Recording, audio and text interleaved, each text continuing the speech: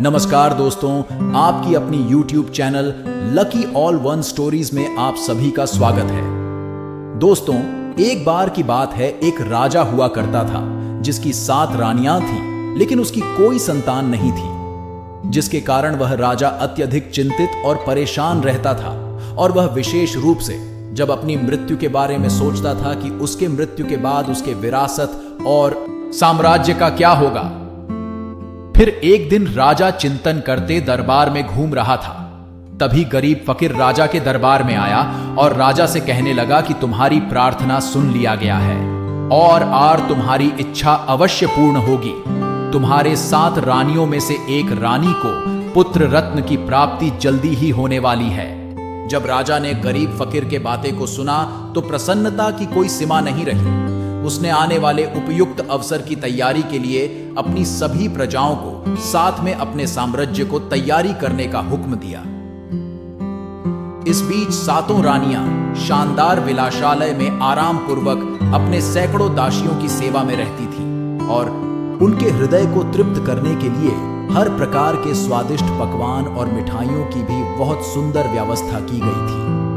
राजा ने उन सब की चिंताओं के कारण उनकी विनती को स्वीकार कर लिया और उसने अपनी रानियों से वादा किया कि वह उत्तर दिशा में शिकार करने के लिए नहीं जाएंगे और उसने दक्षिण दिशा की तरफ से शिकार शुरू किया। लेकिन उसका दुर्भाग्य उसके साथ साथ चल रहा था। बहुत समय गुजर गया और उस दिशा में उसे कोई भी शिकार नहीं मिला। यद्यपि वह निपुणता से शिकार करने में वह असमर्थ था, ऐसा ही उसके साथ पूरब और पश्चिम दिशा में भी हुआ। क्योंकि वह एक महान शिकारी किस्म, एक खिलाड़ी राजा था, उसने निश्चय किया कि खाली हाथ अपने महल में वापस नहीं जाएगा। इस तरह से उसने अपनी रानियों से किए गए वादे को भूलकर वह उत्तर दिशा की तरफ में शिकार की खोज में चल पड़ा। इधर भी सर्वप्रथम शिकार करने में असफल रहा। फिर उसने शिकार करना आज बंद करके महल में वापस जाने का मन में विचार बना रहा था।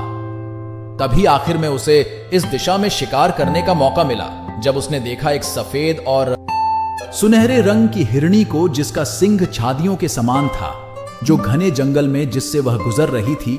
राजा ने जैसे ही उसको गुप्त रूप से देखा, जब वह आगे चली गई, तुरंत उसको मारने के लिए अपनी मरती हुई इच्छा के साथ एक बार फिर से तत्पर हो गया, कुछ ऐसी ज्वलंत इच्छा के साथ उसको पकड़ने के लिए। और उसने देखा पास ही में उस विचित्र अद्भुत प्राणी स्तन, जिसमें दूध भरा हुआ था। उसने तत्काल अपने सिपाहियों को आदेश दिया कि इस घने जंगल के इलाके को चारों तरफ से घेर लिए जाए। दोस्तों, इस तरह से राजा के सिपाहियों के द्वारा बनाए गए घेरे में वह हिरनी आ गई। फिर राजा ने अपने सिपाहियों के घेरे को सिकोड़ना शुरू कर दिया और वह सब धीरे धीरे आगे बढ़ते रहे, तब तक जब उन सब ने उस सफेद रंग की चित्रकारी किए हुए हिरनी को बहुत पास अपने मध्य में देखा। वह राजा उस हिरनी के और पास चलता गया, तब तक जब उसने यह सोचा कि वह इस अजीब विचित्र प्राणी को अब पकड़ लेगा। उसने एक जोरदार पैरों से पूरे शक्ति के साथ झटके से राजा के सर पर मारा और राजा चारों खाने चित्त होकर नीचे जमीन पर गिर गया और वह कूद कर राजा को अपने रास्ते से हटाते हुए पहाड़ों की तरफ भागी। सब कुछ भूलकर राजा खड़ा होकर अपने घोड़े को तैयार किया और उस पर सवार होकर तुरंत उसके पीछे भाग अपना पूरी शक्ति और रफ्तार से इसके साथ घोड़ा अपनी चौकड़ी भरने लगा, जिसके कारण राजा के सभी सेवक बहुत पीछे छूट गए। उस सफेद हिरनी के देखते हुए इससे पहले इतना अधिक शिकार के पीछे वशीभूत नहीं हुआ था। कुछ समय में ही राजा ने अपने आप को एक संकीर्ण घाटी में पाया, जहां से निकलने का रास्ता नहीं था। तब राजा ने अपने घोड़े की लगाम को खींचकर उसको खड़ा किया। उसके सामने एक टूटा फूटा बिखेरा झोपड़ी दिखाई दी। राजा ने पास जाकर उसके अंदर देखा, क्योंकि राजा उस समय लंबी असफल लक्ष्य की यात्रा में घोड़े की सवारी करने के बाद पूरी तरह से थक कर पसीने पसीने हो रहा था। राजा उस झोपड़े के अंदर गया और पीने के लिए पानी की मांगा। एक वृद्ध औरत झोपड़ी के अंदर बैठकर अपने चरखे पर उनको गंठा रही थी। उसने अपनी पुत्री को बुलाते हुए राजा के अनुरोध का उत्तर देते हुए कहा और तुरंत भीतर के कमरे से एक युवती बहुत अधिक प्यारी और आकर्षक, सफेद चमड़ी और सुनहरे बालों वाली आ गई। दोस्तों, राजा को बदनाम झोपड़े में इतनी खूबसूरत लड़की को अपनी नजर में देखने पर आश्चर्य हुआ। उस लड़की ने जब राजा के मुंह की तरफ पानी से भरे मग को लगाया तो राजा ने पानी पीते हुए उस लड़की की आंखों में देखा और फिर वह निश्चिंत हो गया। वह लड़की कोई और नहीं, वह वही सफेद हिरनी ही थी, जिसकी सुनहरी सफेद चमड़ी और चांदी जैसे जिसकी सींग थी, जिसके पीछा राजा करता हुआ इतनी दूर यहां तक पहुंचा था। उस लड़की के सौंदर्य ने उस राजा पर जादू डाल दिया, जिससे वह राजा अपने घुटनों पर खड़ा हो गया और उस लड़की से निवेदन करने लगा कि वह उसके साथ वापस उसकी दुल्हन बनकर उसके महल में चले। लेकिन उस लड़की ने केवल मुस्कुराते हुए कहा, क्या वह 7 रानियां जिसके लिए तुम्हारे द्वारा प्रबंध किया जाता है वह पर्याप्त नहीं? तब राजा ने उसके मना करने को स्वीकार नहीं किया। उसने उससे और अधिक अनुनय विनय पूर्वक प्रार्थना करने लगा और उसने उससे वादा किया कि वह राजा से कुछ भी मांग सकती है जो उसकी स्वेच्छा हो। उसने उत्तर में राजा से कहा, तुम मुझे अपनी 7 रानियों की आंख लाकर दे दो और शायद इसके बाद मैं तुम पर भरोसा कर सकूं, जो तुम्हारे कहने का मतलब है। राजा उस जादुई औरत के सौंदर्य पर अत्यधिक मोहित होकर वहां से चल पड़ा और जैसे ही अपने महल में पहुंचा, अपनी 7 रानियों की आंखों को निकालकर उन दुखी तड़पती हुई रानियों को महल के तहखाने में डाल दिया, जिससे वह सब भाग न सके। और उन आंखों को लेकर वह दोबारा अकेला उस औरत के पास गया जिसने उन भयानक प्रस्ताव की कामना आंखों की मांग से की थी। उस बदसूरत झोपड़े के पास जो संकीर्ण घाटियों के मध्य में था, जब राजा उसके पास आंखों को लेकर पहुंचा, तब वह सफेद हिरनी केवल बहुत तेज से क्रूरता के साथ हंसी उन 14 आंखों को देखकर और उन सभी आंखों को एक तागे में पिरो दिया, एक हार की तरह से, और उसको अपनी वृद्धा मां के गले में डालकर अपनी मां से कहा कि इसको हमेशा गले में पहन कर रखना जब तक मैं तुमसे दूर राजा के महल में रहूंगी। इसके साथ वह राजा के साथ अपने जादू के प्रभाव के कारण उसकी पत्नी बन गई और राजा ने अपनी 7 रानियों के सारे बहुमूल्य सुंदर बेशकीमती आभूषण और सभी कपड़ों को उसे दे दिया, जिसको 7 रानियां पहना करती थी, और उनको रहने के लिए महल भी दे दिया। इसके साथ 7 रानियों की सभी दासियों को उसकी देखभाल के लिए रख दिया गया। दोस्तों, इस तरह से उसने सब कुछ प्राप्त कर लिया जिसकी उसको कामना थी। अब इसके बाद बहुत जल्दी ही 7 कुंठित, लाचार, बेसहारा, असहाय रानियां, जिनकी आंखों को निकाल लिया गया था उसके पति राजा के द्वारा, और उन सबको कैद में डाल दिया गया था। उनमें सबसे बड़ी रानी से एक बच्चे ने जन्म लिया। बहुत ही सुंदर लड़का था, लेकिन दूसरी रानियां अपने मध्य उपस्थित बड़ी रानी से बहुत अधिक ईर्ष्या किया करती थी। उसके सौभाग्य को देखकर सभी अप्रसन्न थी, लेकिन पहले वह उस सुंदर लड़के को भी अप्रसन्न करती थी। जब उस लड़के ने यह सिद्ध कर दिया कि वह उन सब के लिए बहुत अधिक उपयोगी है, तब वह सब उसको पसंद करने लगी और उसे अपने बेटे की तरह से मानने लगी। और थोड़े ही समय में जब वह उस तहखाने में इधर उधर घूमता, तो उसने तहखाने की छत को खरोच खरोच कर एक अतुलनीय कार्य को अपने हाथों से किया। पहले एक छोटा सा छिद्र बनाया, फिर उसको बड़ा बनाकर उससे में घसीट घसीट कर रेखता हुआ बाहर निकल गया। दोस्तों, जब वह लड़का बड़ा और युवा हो गया तो एक दिन उसने अपना तीर धनुष लेकर शिकार खेलने के लिए बाहर निकाला और महल के पीछे से गुजर रहा था। तभी अचानक उसकी निगाह उस क्रूप सफेद हिरनी यानी कि रानी पर पड़ी, जो शानदार और अतुलनीय थी। उसने देखा कि कुछ सफेद कबूतर महल के संगमरमर द्वारा निर्मित बुर्ज के आसपास उड़ रहे थे, और उसने वहीं से अपने तीर धनुष निकलकर निशाना साधकर एक सफेद कबूतर को मार दिया। वह कबूतर हवा में चक्कर खाता हुआ उस रानी के करीब खिड़की के पास आकर गिर गया, जहां पर रानी बैठी हुई थी। वह अपने स्थान से खड़ी यह देखने के लिए कि यह कबूतर कैसे मर गया, और उसने बाहर खिड़की से देखा और पहली ही दृष्टि में उसने उस सुंदर लड़के की झलक को देख लिया, जो अपने हाथों में तीर और धनुष लेकर खड़ा था। उसने अपने जादू की शक्ति से जान लिया कि यह लड़का राजा का ही है। गुस्सा और ईर्ष्या से देखते उसने तय किया नष्ट करना है बिना किसी देरी के। इसलिए उसने अपने नौकरों को भेज उस लड़के को उसके सामने लाया गया और उस लड़के से कहा कि जिस कबूतर को तुमने अभी मारा है वह बच सकता है, आखिर उसे क्यों मारा? दोस्तों, उस लड़के ने बड़ी कठोरता से उत्तर दिया, नहीं, यह कबूतर मेरी 7 अंधी माताओं के लिए है, जो अभी दुर्गंध से युक्त अंधकार काल कोठरी में है और वह मर सकती है। यदि मैं उन्हें खाने के लिए भोजन नहीं दिया तो। रानी ने क्रोध से चिल्लाते हुए कहा, धूर्त दुष्टात्मा, क्या तुम उनकी आंखों को पुनः लाकर उन्हें नहीं देना चाहेगा? यह कबूतर मुझे दे दो मेरे प्यारे, और मैं तुमको रास्ता बता दूंगी जहां पर तू अपनी सातों माओं की आंखों को प्राप्त कर सकते हो। यह श्रद्धापूर्वक तुमसे वादा करती हूं। दोस्तों, यह सुनते ही वह लड़का असीमित रूप से, जिसको नापा नहीं जा सकता है, इतना अधिक आनंदित हुआ और तत्काल उसने उस कबूतर को उस कुरूप रानी को दे दिया। इसके बाद उसने कहा कि वह तुरंत बिना किसी देर किए उसकी मां की तलाश करें, जिसके गले में उसकी मां की आंखों की माला है, जिसको उसकी मां ने हार की तरह से पहना है। वह उसे अवश्य दे देगी। कुरूप निर्दयी रानी ने कहा, अगर तुम उसको यह कागज का टुकड़ा दोगे जिस पर मैंने आंखों को देने के लिए लिख दिया है।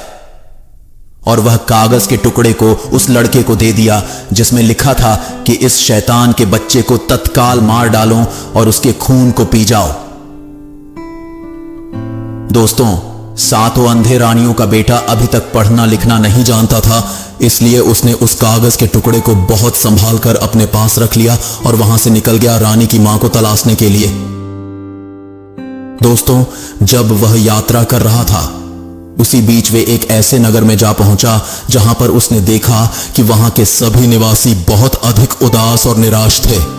फिर उस लड़के ने उन सब से पूछा, क्या बात है, यहां आप सभी दुखी और उदास क्यों हैं? उन सब ने कहा कि यहां के राजा की केवल एक संतान है, जो एक लड़की है, और वह किसी से विवाह नहीं करना चाहती है।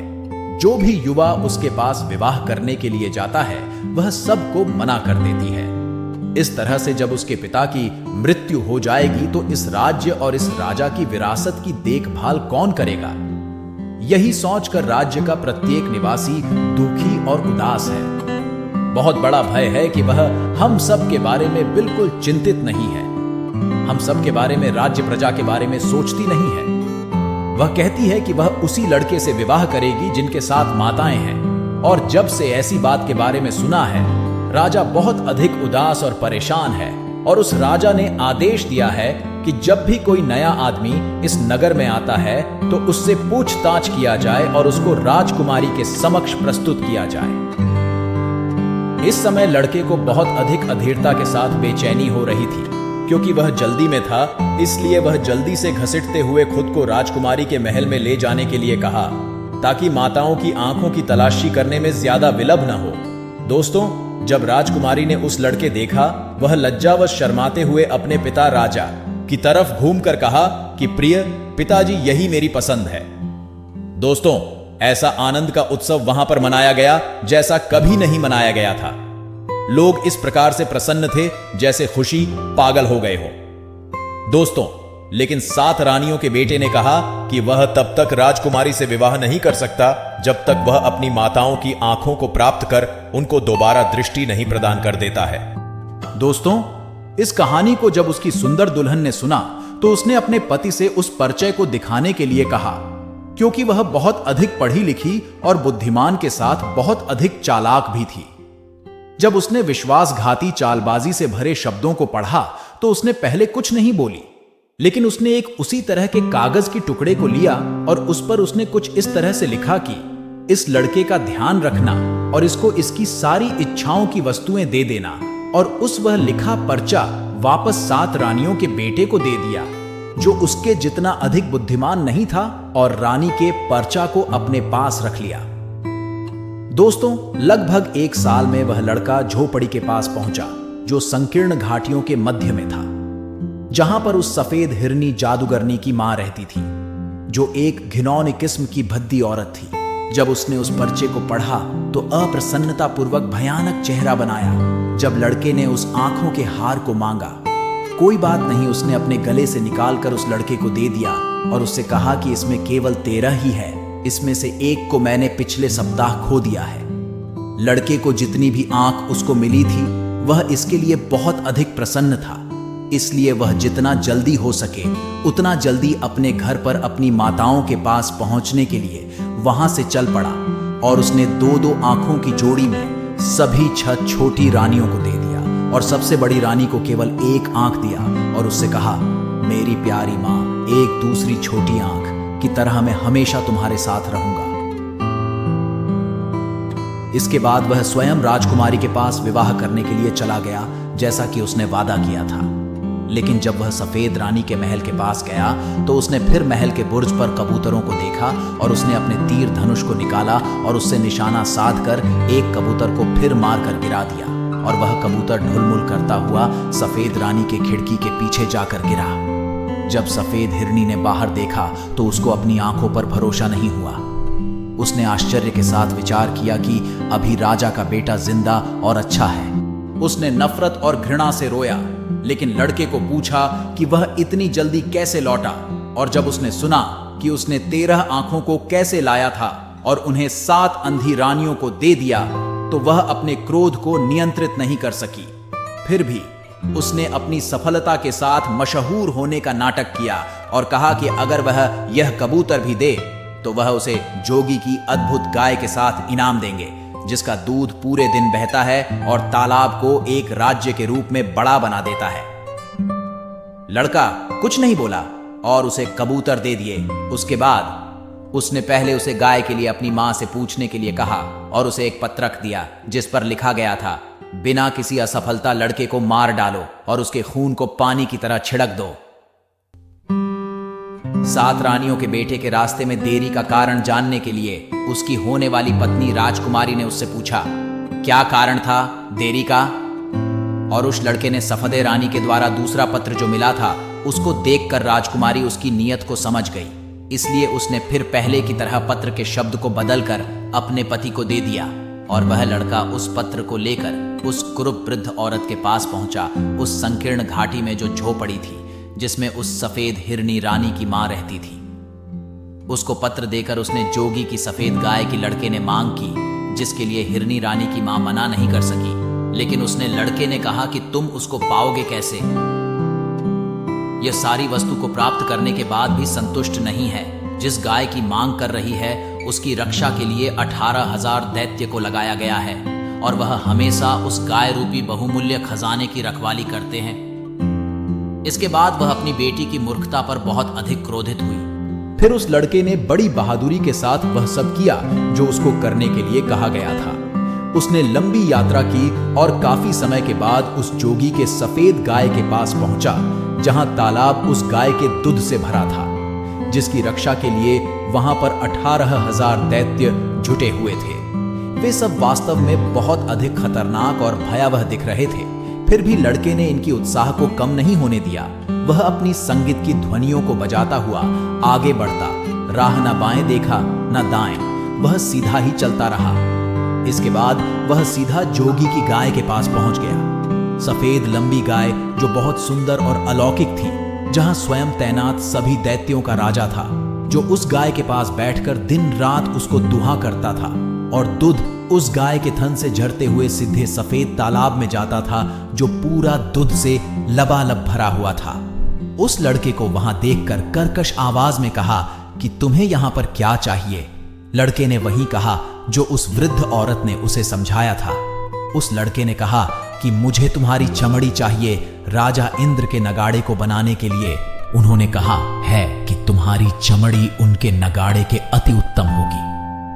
इसको सुनते ही जोगी ने कांपना शुरू कर दिया, क्योंकि किसी जोगी में यह सामर्थ्य नहीं है कि वह राजा इंद्र के आदेश को नकार सके। और लड़के के पैरों पर गिरकर रोने लगा और कहा, तुम किसी तरह से मुझे छोड़ दोगे तो इसके बदले में मैं तुमको कुछ भी दे सकता हूं, यहां तक अपनी सफेद गाय को भी। इस पर 7 रानियों का बेटा थोड़ा हिचकिचाने का बहाना किया और अंत में तैयार हो गया। चलो कोई बात नहीं, यह कोई मेरे लिए बहुत मुश्किल कार्य नहीं है। जोगी की चमड़ी की तरह कहीं से भी सफेद चमड़ी को तलाशना, मैं तलाश कर उसको तुम्हारी चमड़ी के नाम पर राजा इंद्र के पास पहुंचा दूंगा। इस तरह से उसने उस सुंदर सफेद गाय को हाँक कर अपने साथ लेकर वहां से चला गया और वह सारे खड़े होकर उसका मुंह देखते रहे, क्योंकि उन सबको राजा इंद्र के क्रोध का बहुत भय था। उसको लाकर अपने घर पर बांध दिया, जिससे उसकी सातों माताओं को बहुत आनंद हुआ। वह सब उससे सुबह से शाम तक उस गाय का दूध निकलती रहता थी और अपने जरूरत के हिसाब से दही, घी, मक्खन आदि बनाती थी और दूध को बाजार में बेचने के बजाय उससे मिठाइयां बनाकर बेचती थी, जिससे काफी अधिक आमदनी बढ़ गई और वह सब बहुत जल्दी धनी बनने लगे। यह सब आराम पूर्वक जीवनयापन को देख सातों माओं के बेटे ने राजकुमारी के साथ अपने विवाह के बारे में विचार करने लगा। लेकिन जब वह उस सफेद हिरणी के महल के पास से गुजर रहा था तो उसने स्वयं को उसके बुर्ज पर उड़ते कबूतरों का शिकार करने से नहीं रोक सका। ऐसा करते ही एक कबूतर उसका शिकार होकर सफेद रानी के महल के खिड़की के बाहर लुढ़कते हुए गिरा, जिसको देखने के लिए सफेद रानी ने अपने खिड़की से बाहर झांका और उसकी निगाह फिर सातों रानी के बेटे पर गई तो वह अंदर ही अंदर बहुत अधिक क्रोधित होते हुए वह पहले से और अधिक सफेद हो गई। क्रोध के साथ उसने थूका और उसने उसे अपने पास बुलाया और उससे पूछे कि वह वापस कैसे आ गया। जब उसने सुना कि उसकी मां ने उस लड़के के साथ कितनी विनम्रता के साथ व्यवहार किया और उसके कार्य को सिद्ध करने में सहयोग किया, यह सब सुनकर वह अंदर ही अंदर कुढ़ती रही, लेकिन उसके अपने चेहरे से व्यक्त नहीं होने दिया। इसके बदले उसने बड़े प्रेम से मुस्कुराते हुए कहा, यह तो बहुत अच्छी बात है कि तुमने वह जोगी की सफेद गाय को प्राप्त कर लिया है। इसके साथ उसने कहा कि यह कबूतर मुझको दो, इसके बदले में मैं तुम्हें लाखों टन चावल, एक रात पैदा होने वाले चावल बीजों को पाने का रास्ता बताऊंगी। इसको सुनकर लड़का पहले से अधिक प्रसन्न हुआ। इस बात के साथ उसने उस कबूतर को उस सफेद रानी के हवाले कर दिया और जिसके बदले उस रानी ने एक पत्र लिखकर उस लड़के दिया, जिसमें लिखा, इस लड़के को मार डालो और कभी असफल मत होना और इसके खून को पानी की तरह से बहा दो। दोस्तों, लेकिन जब उस पत्र को देखा तो उसके लिखने वाले का कुरूप मकसद समझ गई और एक बार उसने फिर पत्र के अंदर की सामग्री को बदलकर सात रानी के बेटे को दे दिया और उसमें लिख दिया, तुम हमारे खून को अपने खून की तरह से समझना। अब लड़का उस संकरी घाटियों में एक बार फिर उस झोपड़े में गया जहां पर उस कुरूप सफेद हिरनी की मां रहती थी और वहां लड़का उसको पत्र देते हुए कहा है कि उसे लाखों टन चावल एक रात में ही पकने वाले चावल का बीज चाहिए। इसके सुनने के बाद उस औरत ने कहा, यह कैसे मांग सकता इस प्रकार के चावल के बीज को जो केवल एक रात में लाखों पक्के चावल में बदल जाता है। उसको उसके ऊपर बहुत अधिक क्रोध आया। वह लगभग क्रोध से लाल हो गई, लेकिन अपनी बेटी के भय के कारण उस लड़के को कुछ नहीं बोला। उसने स्वयं के क्रोध को नियंत्रित कर लिया और उस लड़के से कहा, जाऊं और देखूं ऐसे खेत को जिसकी रक्षा के लिए 18 लाख दैत्य लगे हैं, और उसको चेतावनी दिया कि वहां कभी भी पीछे मत देखना, सीधा आगे ही आगे चलते रहना और उस खेत के मध्य में पहुंचकर सबसे लंबे फसल को तोड़ लेना। इस तरह से सात रानियों का बेटा वहां से चल पड़ा और जल्दी ही उस खेत के पास पहुंच गया जिसकी रक्षा के लिए 18 लाख दैत्य लगे थे और वहां पर वह लाखों टन चावल एक रात में तैयार करने वाला चावल का पेड़ खेत में सबसे मध्य में उगा था। दोस्तों, वह बहादुरी के साथ आगे बढ़ता जा रहा था और ना ही दाएं देख रहा था, ना ही वह बाएं देख रहा था। और जब वह खेत के मध्य में पहुंच गया तो उसने खेत के मध्य में सबसे लंबी फसल के पेड़ को वहां से उखाड़ लिया।